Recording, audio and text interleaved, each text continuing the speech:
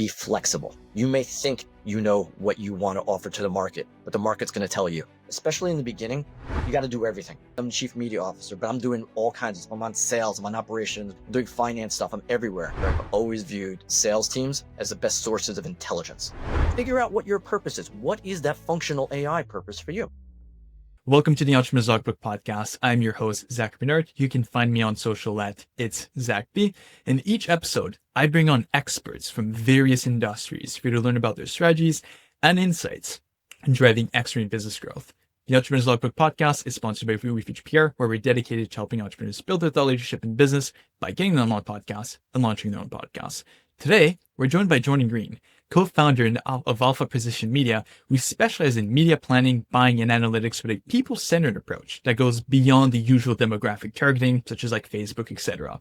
And Jordan is a recognized leader in media strategy. He's been in the space for over 20 years, and he's architected and executed strategies that have generated billions of dollars in measurable client revenue.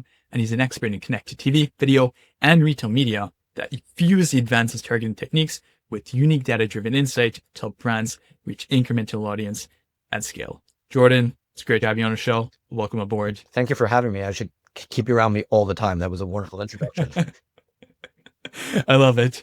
Cool. So Jordan, I know we were speaking like really just like before we started recording about the entrepreneurship, building the company and everything like that. And one of the things I always like to ask like all our guests is, if you had to rebuild your company from scratch, because obviously you've been doing this for a little while here, knowing everything what's like the one thing that you would implement from day one that you feel like most entrepreneurs get wrong? I'm going to give you one internal and one external, if it's okay with you.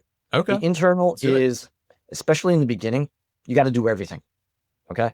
My role in our company is I'm the chief media officer, but I'm doing all kinds of stuff. I'm on sales, I'm on operations, which is what I do for most of the part. I'm doing finance stuff. I'm everywhere. However, my advice to people as they're building companies is have a clear chain of command.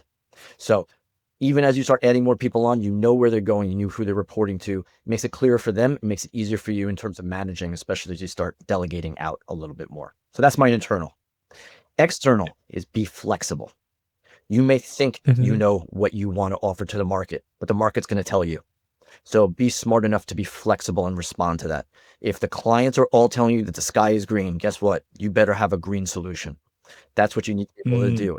Take your own idea and just shape it that way. It's how you position it, but it's important to be flexible. I love that because I feel a lot of people are going to start a concept company and they're going to be so centered around like the concept that they've built. They're going to get market feedback, but they're not going to be making an improvement to the product. Like you're not dictating what the market wants. The market is dictating what they want, and you are to adapt to that to make sure that you're providing the value they're looking for. Absolutely. I will tell you, for my entire career, I've always viewed sales teams as the best sources of intelligence. And I know that sounds backwards. They're supposed to be selling outward. I want them listening. You're collecting feedback. That's where you get the best stuff. You really do. Yeah, because you speak directly with the customer. They're giving you feedback on what they want, what they're looking for, and then you can adjust your positioning, marketing, and like offer based on that. Yeah. I love that. And you're in like I would call it the data space. You're dealing with so many like data points when it comes to like advertising, marketing, everything like that. And one of the things that I'd love to understand is with like your company, like when you guys are looking at helping your clients reach your target audience, they're looking at a lot of options. They could do Facebook ads, they could run Google ads, but you guys have a pretty like specific process and like a particular like space that you guys are like really focused on. And I'd love to understand when a brand or a company comes to you about launching a campaign, how do you guys go about identifying, like connecting them with the right people that they're trying to get in front of? Sure. So the examples you just gave there, I got Google, which we think that's primarily search. We've got Facebook and Instagram and TikTok, and that's social. But now there's so much more media that we all consume every day. And that is where we serve, which is connected TV. That's streaming on those big 75-inch TVs in your living room. Online video, which comes across mobile devices and computers. And display, same environment. But the key component of how to tie this stuff together, specifically in the digital world, is how good is your targeting? The days of, I just want to put stuff out there, really should be done. I want to reach my audience. Why? Because the more relevant you are to the person viewing it, the more likely they are to act. Whether that be purchase, visit, watch, regardless what it is, try to get them to move. So if you come to me, brand, and you're telling me that I just need to put my ads out there to this demographic, it's my least favorite type of campaign because it's so broad and it's a little bit too, I hate to say, it's too much 1990s still. We have so much better data about consumers now, and we can put them into action. So for us personally, I'm very proud of our team in terms of what we build as audience packets. We do it differently than the rest of the market, and we try to incorporate data in just different ways. We're living through an era of data right now, what you alluded to, where 70 different companies are going to try to explain to you why their data is better than somebody else's. And we really lean into your data better be better.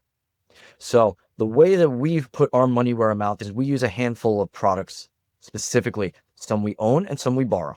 And that's my nice way of saying it. So we were very early into the Amazon DSP, demand side platform ecosystem. So in this environment, I've got extraordinarily good data. I've got data on people, what people shop for and what they buy. Those are two different things. I know what type of entertainment they consume. I know what kind of car they drive. Why? Because they raise their hand and say, this is my car. We have access to over 100 million vehicles. So that's really valuable in terms of being able to shape campaigns. And that's before we layer on our own special sauce. That's just our core. On the other side, we have the opportunity to build our own data systems, which we have. Now, I truly believe in the old adage in advertising used to be, I know that 50% of my ads are working. I just don't know which 50%. I firmly believe now, I think 50% of my data is working. I just don't know which 50%. So the way that we put our money where our mouth is, about 2 years ago, we acquired a company called Plural that took data and flipped it upside down. And so instead of it being digital signals and you're trying to figure out who the person is, it took the person and then put the data signals on top of. Now, it was serendipity how they got started because this company had started doing a project for the US government and it was based around census data. So if we're using something as simple as demographic, just like we talked about before, you still want to buy from a demographic standpoint. Our demographic stuff is better than anybody's. And the reason I know that is because I've got people raising their hand and saying, I'm a 35 Hispanic male. That's who you are. That's 99% chance that's not changing your whole life. So the data just ends up being more accurate. And then we can put those data signals back to that person. What it gives us is a better overall view of an average consumer in a marketplace now. And then my favorite component is I've already told you, CTV, OLV, display. Those are my three. I will use multi-platform retargeting, which means I've got to touch you 3 to 9 times to get you to act. Going back to, I want to make it relevant. I got to make it relevant. And now I got to reinforce that. So I'll show you that TV ad in the morning when you're at home, and I'm hitting you up again because I can identify you on your mobile phone through the day and then another connected TV ad at night. I'm reinforcing that messaging throughout the day, but in a smart way, specifically built around you. I love that. And I feel like from a consumer's perspective, like if they were to listen to that, it's like, how do you even do that? Like that's crazy. When you're more in like the advertising marketing space, okay, this is amazing. Like this is going to help us grow. But there's some people that could sound like, okay, this is very creepy. But in my experience, it's a good thing for us because we're able to target more efficiently based on a demographic profile, their interests, like if there's any like intent or anything like that. And one of the things I'd be curious, because you touch on to a few things around like your people-centered approach. Is there like other like specific data points that you utilize when you guys are like targeting specific audiences? Is there any unique signals, data sets that you're leveraging that maybe other companies aren't? Because you mentioned you have a lot of good data sets, data points that it's all about data. Like you need to have good data. I agree. I'm going to say this. The word you put in there is buying efficiently. That's business talk. That's what business is about. Okay. How do I spend my money better? Or they should be. But from the consumer standpoint, I can recognize that creepy feel. But on the flip side, you're now showing me ads on something that's more interesting to me. If you're doing it right, that advertising doesn't feel obtrusive. If you're doing it right, that advertising doesn't feel even disruptive. You might have even gone as far as to do me a favor. I was thinking about buying something, and there it is. So it's interesting to me to see what the response mechanisms will be. For a long time, literally 4 years now, Amazon has had the capability to use remote control to buy stuff. That being said, they'll still use QR codes during their broadcast of Thursday Night Football to try to drive activity. Or now they're putting their little tags on there that you can use the remote to send to your phone. Still time will tell, because TV to us is a one-way medium. We think of it as talking to us, right? Yeah. But if you and I are watching the same show, streaming-wise, you should get different ads than I get. And that should be more beneficial to both of us. So I'm not quite sure I really answered your question there, but no, good. The elements are here that advertising needs to take its next step forward. We're still making ads in ways that really harken back as opposed to looking forward. And I'll be specific to that. TV ads to me are inherently boring. We're making them the same way that we did for 1977 black and white 13-inch TVs. Now a lot bigger. So we're putting, again, I keep saying we're putting our money where our mouth is, but I really believe that we are. We'll take our clients' ads and we reformat them. They supply to us video, and then we take so much more marketing material. So we'll take the video and it transitions away, and it still shows the video that they want to see. And I'm still bigger than that 13-inch TV. Beautiful in the upper corner, while we're using the rest for marketing purposes, right? That could be, what else can I tell you about the products? It's a carousel. I'm featuring on the right-hand side stuff they're talking about in the video. What we call these are alpha high impact ads, right? We try to take a different tack than the rest of the marketplace that's out there. Make ads that just look different. Why? They engage you in better ways. So now I've got better targeting and I've got better ads. Again, I'm getting better, closer and closer to my relevancy goal here. Yeah.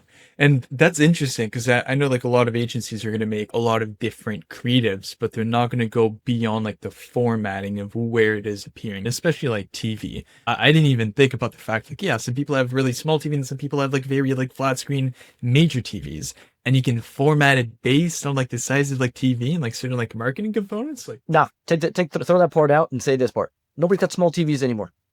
Nobody. That's fair. That's fair. Okay. Yeah. I remember the 27-inch big TV I had in my house when I was growing up, and it weighed 150 pounds and was this wide and I remember those. This deep. Everyone's got big TVs one way or another now. So the question is, how do you use that real estate smarter? Now they're like 70 and then it's like, yeah, that. And you can hang it yourself, right? You don't actually need friends. Yeah. Oh, that. And I guess that brings me to, because we're talking about like innovation, doing things differently, doing it different from like other agencies. And one big theme that like always comes back, and it's even more prominent now, AI. Like everyone is using it. How are you using it? What are like the different ways that you can use it to be more efficient, provide more value? I'd be curious, like what kind of role does AI play within like your overall like strategy when it comes to working with clients, targeting? I'm assuming there's something there. I'll share this part. We work with two different types of clients. We have agencies and I have brands direct. And if either one of those groups sat in 10 meetings today, all 10 of those meetings are going to drop those two letters. They're all going to drop AI. Everyone's got AI. So my question often is, what are you using it for? A lot of people don't even know. They really don't know what they're using from a truly, I'm going to use this word intentionally, functional standpoint.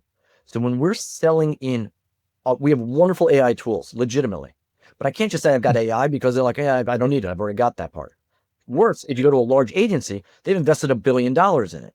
Why? You're going to tell me that your thing is going to be better than my $1 billion in investment? It's a hard sell. So the way that I will discuss with clients is what I refer to as functional AI. I have AI that helps us shape audiences on the front side. We have wonderful partnerships with Vivendi, who is the quietest $13 billion media company.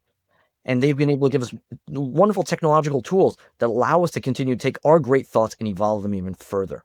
So instead of doing a lookalike audience like for social media, I'm going to do 1 million people one at a time. Much more, right? We all have different paths to purchase. We all have different paths to act. That's one way. I've got functional AI, so I'm going to help shape that audience on the front. During the campaigns itself, I talked to you about high impact ads, our version of how to do them. We actually have gone as far as ChatGPT did us a favor. Some of our ads for online video now have AI components in the ad itself. So you can literally slide it over and ask the ad questions. It gives brands remarkable amounts of control because it's got guardrails, and the consumer knows how to do it because ChatGPT is one of the fastest adopted technologies in the history of man. Okay? I've got 2 stages now. Shape AI to shape my audience. AI now engaging in the audience once the campaign is live. And then post-campaign, we're using AI for functions of explaining why your creative worked and why it didn't. Where places where your brand was resonating and where it did not.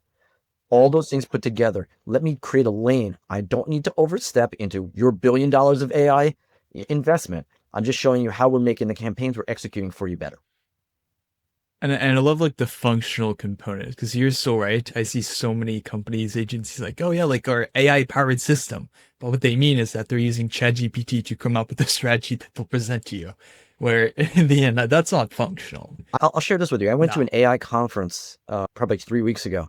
And what caught my attention was 2 things. One, people using AI for creating purposes said that ChatGPT, and I'm not calling them out, I think they've created an incredible platform, but writes at a 6th to 8th grade level.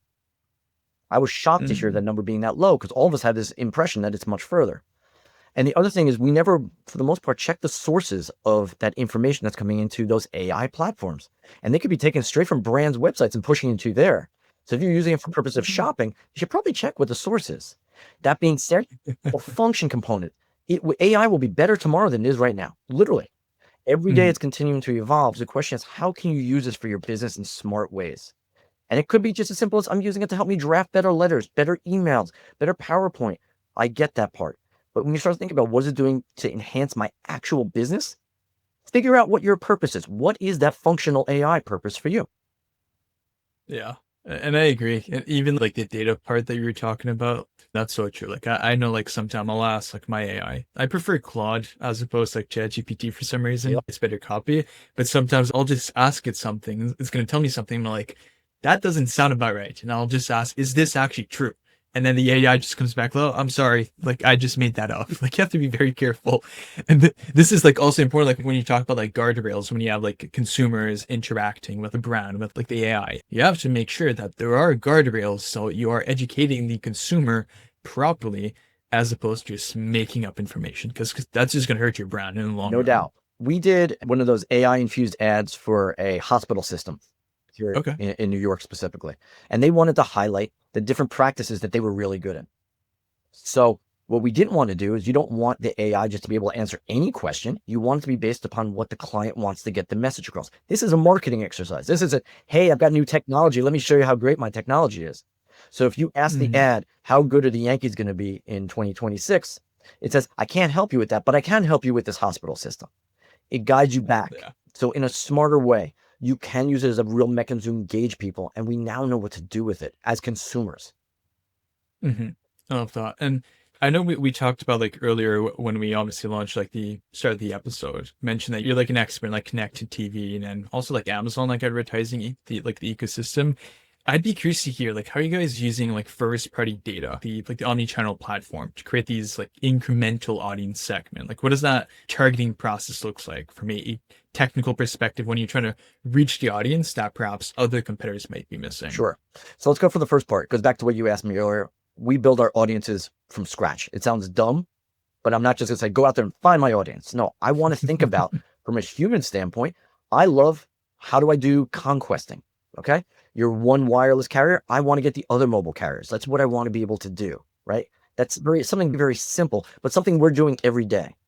And the question is, okay, what else can we figure out about this consumer? Okay. We know because we get a lot of briefs from our clients, and then we go back to them with, here's what we think our solutions are. My favorite answer when you get from a client, I didn't know we could do that. So we're using all kinds of stuff inside at the Amazon level. If you're a soft drink company, because we do soft drink ads, I'll get down to the specific page for cans versus bottles. And I want to be able to know that I can convert somebody based on that piece of data. We're using literally trillions of points of data, so it has to be organized. You've got to go in there with a thought as to where am I trying to get to? I know I have 2 daughters, and I often give them Yogi Berraisms because I think that he was just a wonderful philosopher by accident, right? And the big one I give them is, if you don't know where you're going, you may end up someplace else. And a lot of brands right now are doing that. We've got great data. And my goal is, after we run a campaign, I want to give you a successful campaign first and foremost.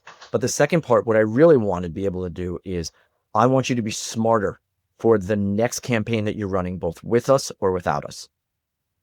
And do you think at one point, and like I might have already touched on to this, but do you think at one point there would be a way to integrate like the unique data points that you guys have with like advertising platforms? Because I know we talk about Facebook, Google, and everything like that. And I know they have their particular method of targeting or retargeting and everything like that. But it does sound like on some shape or form or level, you guys have even some more advanced like targeting strategies in some way. I believe that we do. And yes, if I take just that data set that we talked about earlier, yes, I can integrate that into those platforms just like anything else. In fact, it's designed to be shared in that particular regard. You did ask me before about connected TV. That's where it gets really exciting, because for me, TV is about reach, and it always has been, right? It's not me sitting on my own and my little screen. This is me sitting with the family watching TV, and how can I reach them? If I can make it different from one person to the next, and I can make those interactions good for an overall environment. It's very different than I search something up and I got activity, or my social media feed is throwing something at me. If you think about this, connected TV as a whole is continuing to grow.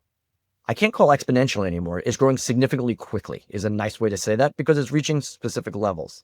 And what I mean by that is, if you and I are having this conversation in a year, streaming is now the predominant form of content coming across that TV. That's shocking. And it took a lot of time and some significant events, including a pandemic, for to take those major steps forward. But now we're here. And the question is, what do you want to do with it? Yeah. How you utilize it, which way you go. Love that. Yeah. And guess what? If you don't believe me, just look at the news stories from the last week, right?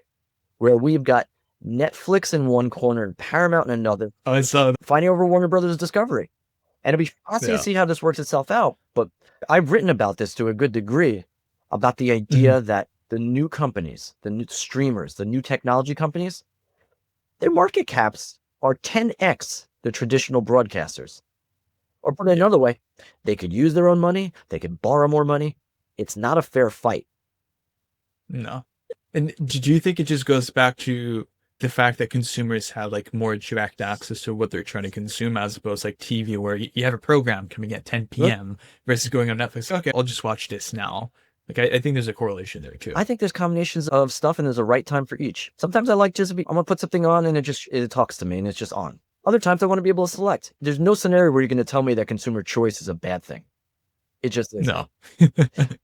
But it's an interesting time, because even that broadcast where the show's just on CTV, there are numerous FAST platforms. There's free ad-supported TV.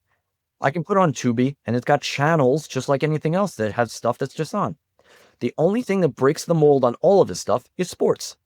Live sports is a real thing. There's a reason why it's live. Very few people record it and just watch it later. So live sports is a real thing. The rights there are incredibly expensive, as they will continue to be. And I'm going to go back to what I just said about the Warner Bros. Discovery argument. If any of the streamers want access to the sports, they're just going to buy them. If they decide to leave some for everybody else, that's their choice. Wasn't there something though? I forgot which brand it was. Was it like Netflix, the UFC? It's probably not the UFC. If there was something like around that, like sports going on Netflix or something like that. That could be off. Netflix dipped their toe into live sports last year, where they had the Mike Tyson fight. Yeah, there you go. Yeah. And the Tyson fight did a whole bunch of great things for them. It showed them that they could do live sports. So that was number one. Number two, they got a whole bunch of new global subscribers in one day. Or let's give them the lead up to the fight. Not one day, let's give them a week. But they got a lot of new subscribers through that. And what it showed them is, hey, we can do this. And it shortly followed with they had 2 games, I believe, on Christmas last year that were streamed. And now formally, Netflix is in live sports. If you look at all they're doing, right? WWE is on there. You can call it a sport, not a sport, but they have wonderful opportunities which they can do. And I'm gonna shamelessly promote an article that I wrote about all this stuff that's on Worth magazine. You can go to worth.com and read about that if you so desire. Yeah, I think I saw that when I was doing a bit of research. But yeah, so this becomes like another opportunity for like brands, like advertisers, like if they're thinking about like sports, etc. That's like a totally new demographic they might want to reach later on when it becomes a more prominent on Netflix. They're not changing the channel, right? You want your commercial break between quarters of a football game. I'm still sitting there watching it, right? And again, Zach, if you and I are watching the same game in 2 different households, you're seeing different ads than I am. And why should sports be different than other TV? It isn't. So now that I've just got the advantage, I'm using all those great tools, those great targeting tools. By the way, there's measurement tools too, which is table stakes and the least interesting to most people. Yeah. However, I can know how many people actually watched. I know how many impressions I actually served, as opposed to traditional broadcast, who's been telling me an estimate for 70 years of how many people we reached. I love that. And yeah, just like wrapping things up, so something I'd be curious to hear your perspective, because you've been in the space for quite a while. You've been around the block, to put it like very simply. Where do you see? Okay.